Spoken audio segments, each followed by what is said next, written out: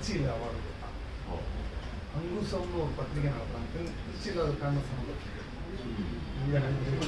அவங்க வந்து சினிமா ஒரு அமைப்பு வச்சுருக்காங்க. அதுலேருந்து கூப்பிட்டு அவார்டு கொடுத்தாங்க. அதில் பெஸ்ட்டு நடிகர்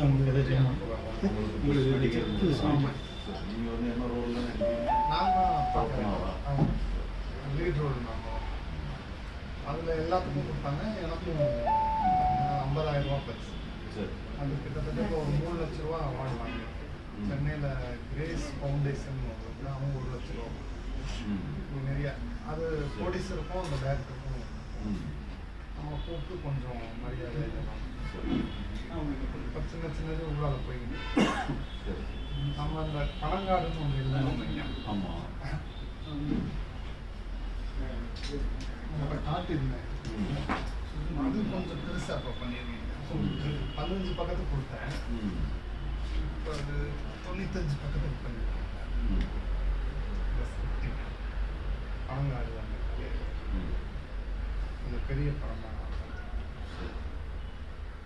இப்போ அடுத்த இதுக்கு தான் முயற்சி பண்ணுறேன்.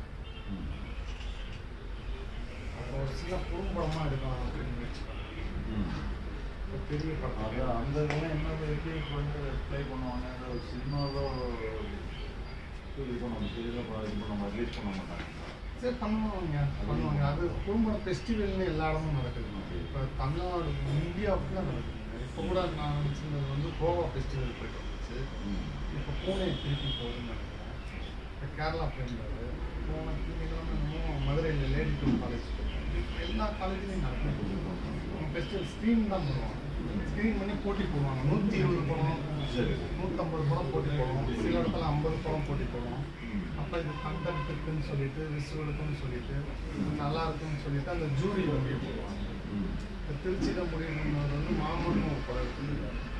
அந்த டைரக்டர் முடிவு அப்படி அது பிஸியாக தான் இருக்குங்க. சினிமாவில் சாத்தியம் எடுக்கிறது பெரிய படம் எடுக்கிறது போலீஸர் கிடச்சிட்டாங்க. இப்போ சாத்தியமும் தமிழ்நாடு ஃபுல்லாக சினிமாவில் போடுற மாதிரி ஏற்பாடு பண்ணிட்டு ஒரு 10 படத்தை போட்டு ஒரு காசை வாங்கிக்கலாம். நம்ம போனால் 10 படம் பார்த்துக்கலாம். அது மாதிரி